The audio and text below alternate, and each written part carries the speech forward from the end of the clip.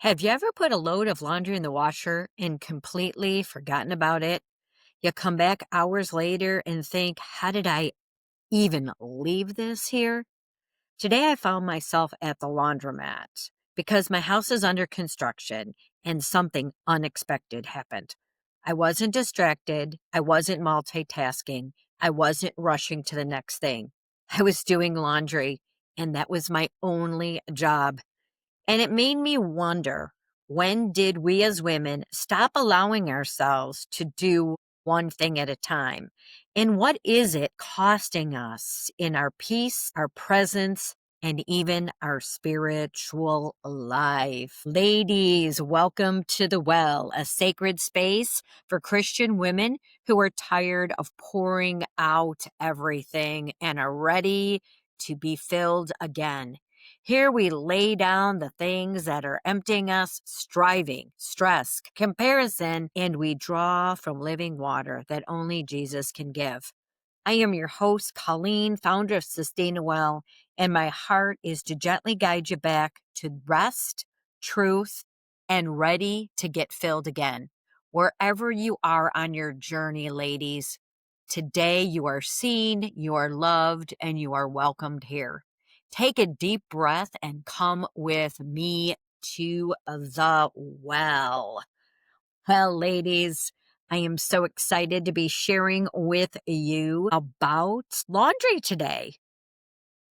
I was at the laundromat, and you're probably wondering, well, why are you at the laundromat? Well, my house is under construction. It started in December, so we're 20 some days into not having a laundry room and not having a kitchen. And you might have learned more about this in earlier episodes because I have shared my heart about my frustration with crockpot cooking, hand microwave cooking. But now today it's been 2 weeks and I had to get to the laundromat. So I'm there at the laundromat, and it's a newer laundromat in the community that I live in. It's in the town of Maybelle. I live in Point Chautauqua. And it's really interesting because this laundromat has brand new washers and dryers, big heavy duty loads. So I could have put everything in one load. But what to my surprise is I was really wondering, how much does laundry cost these days? Because back, 30 or 40 years ago, it was like 250 for a wash and a buck 50 for a dryer. And it is not cheap. I can tell you that. You have to definitely go get some quarters and you have to take your $20 bill and get rolls of quarters, ladies. But they do have change machines there, but I wasn't sure if I could put like $20 in and get that much coin. So basically, today was a learning experience at the laundromat.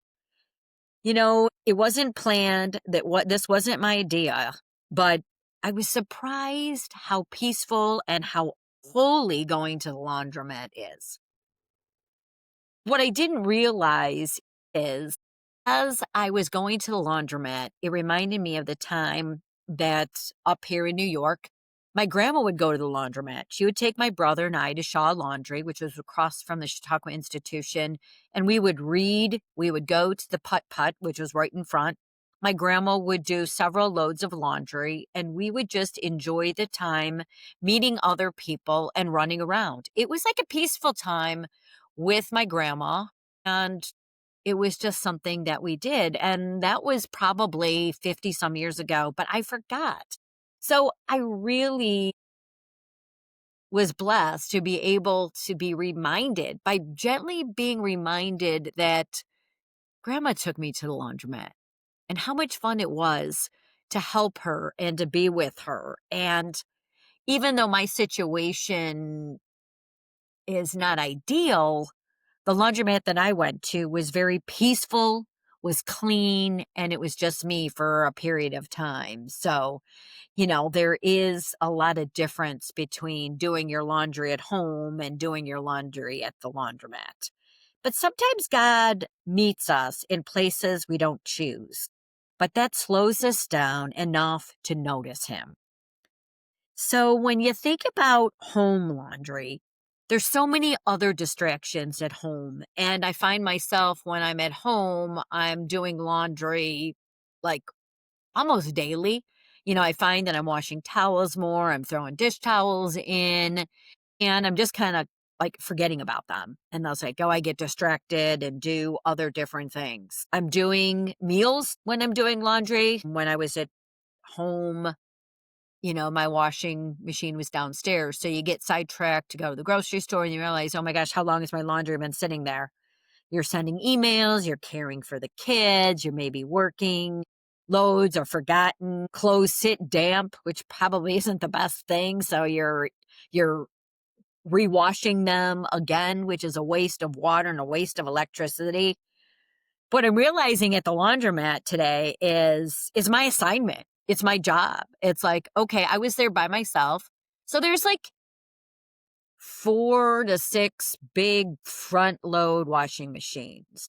And I probably could have combined more loads, but I'm so used to batching my loads and doing the whites and doing the colors. But I did put some of the whites and the colors together because I wasn't going to spend $60 per load.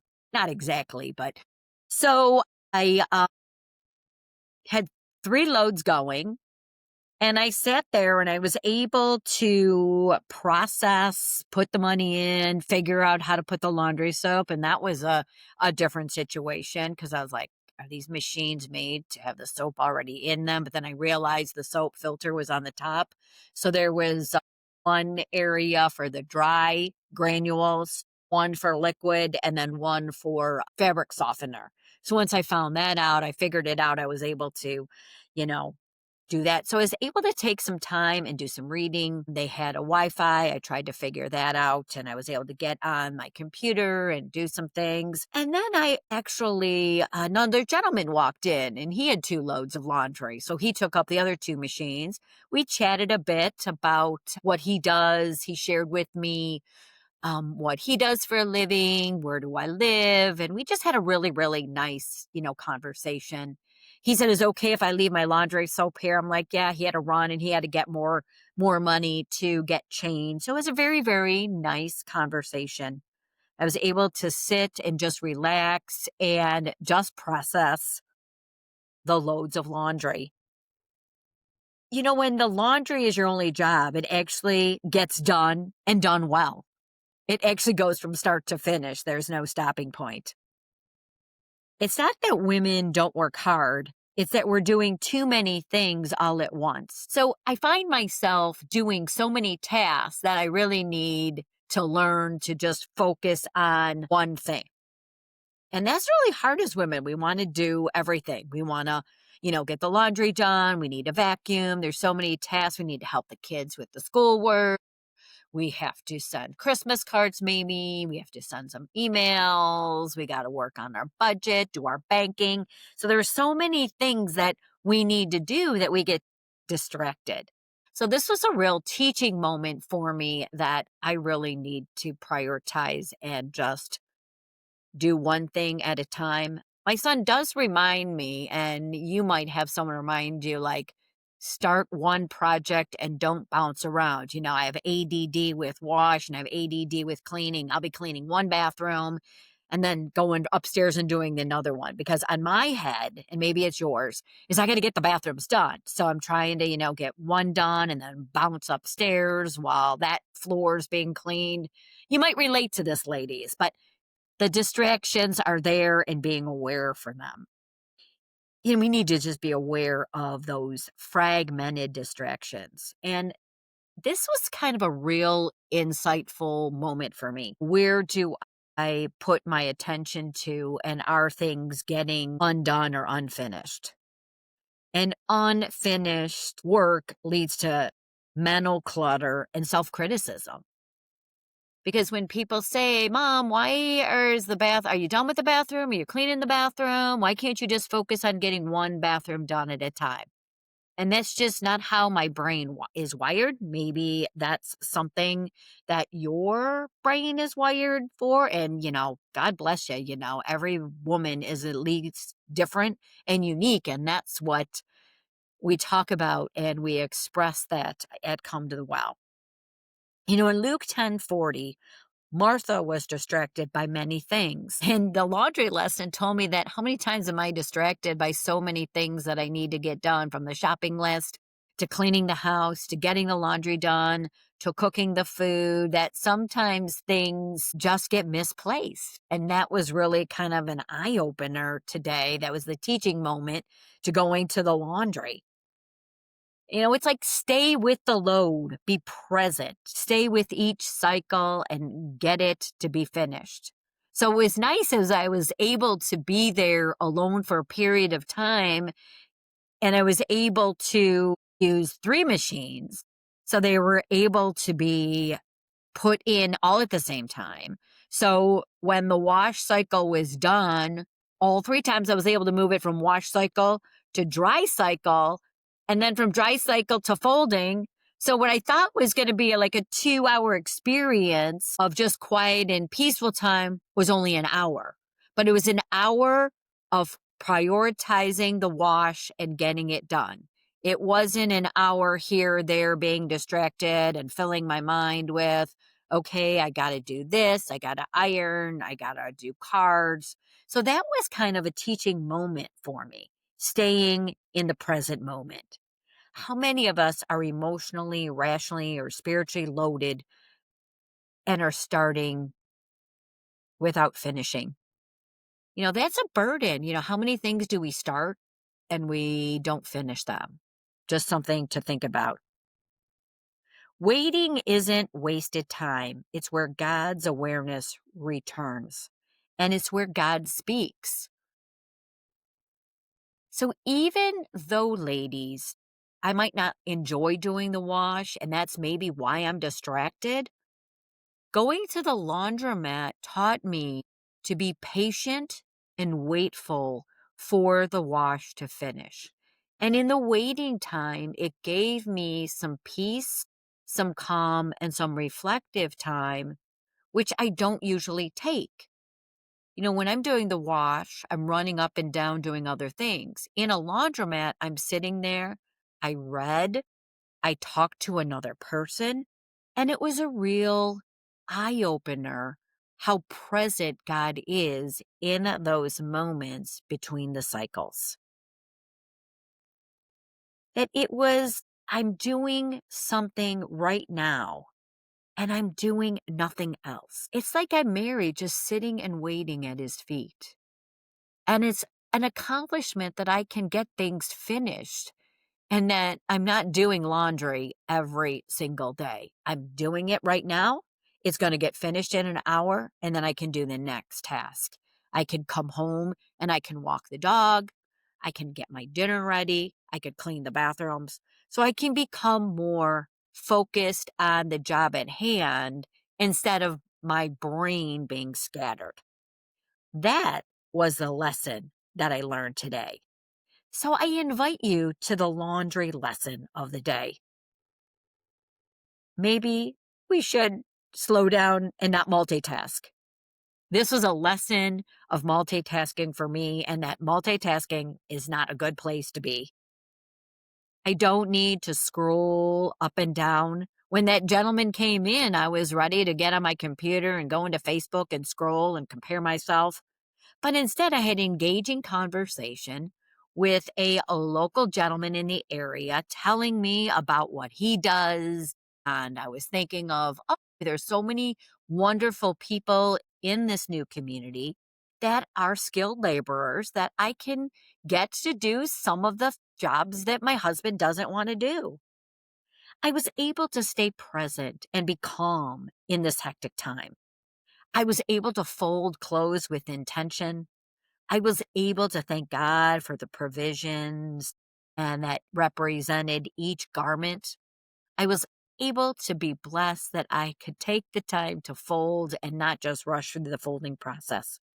Finishing the job before starting another was just a blessing, and it made me feel really good. It made me feel like a sense of accomplishment.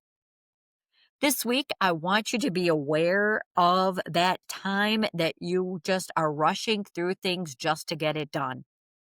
Are you present in those things? And what lesson have you learned at the well today from my going to the laundromat? Sometimes most of us don't like doing laundry, or we don't like washing the floor, or we don't like doing the bathrooms, and we rush through it. But what if you just took an opportunity to sit in the moment and be present and ask God, what is the lesson you're teaching me in every little task that I'm doing? Whether it's laundry, pray. Whether it's washing the kitchen floor, ask God, what is He showing you? If it's scrubbing the toilets, take a rest and stay with it. Be present at every moment as the year comes to an end. And notice what returns. Be aware of the distractions and be aware of how you're feeling. It's all about awareness. And as we move into the new year, we can actually come up with some steps to say, you know what, I'm going to resolve to be more present in my cleaning assignments. I'm going to be less distracted. I'm going to focus at tasks at hand, which is going to give me joy and peace. Ladies, I always try to encourage you to journal, and maybe this is a journaling moment, or maybe it's time to be aware of all the distractions that come in the day to day. I invite you, ladies, to share this episode because if you're like me, we all get distracted. We all just don't like doing something. And maybe this episode you can share with a friend, another sister in Christ that really needs to hear this message. I invite you to come back to the well next week because you don't know what I'm going to invite you to at the well. Because here at the well, ladies, we spend time, we become vulnerable, we listen to those patient moments where God nudges at our heart. We stop the clutter, we listen to a little whisper, and we lock arms together in His name. Thank you, ladies, for spending this time with me. May you be refreshed, grounded, and held by God's love. Till next time, we come to the well together to join, to pray, to hold each other accountable. And I hope you find a laundry moment this week.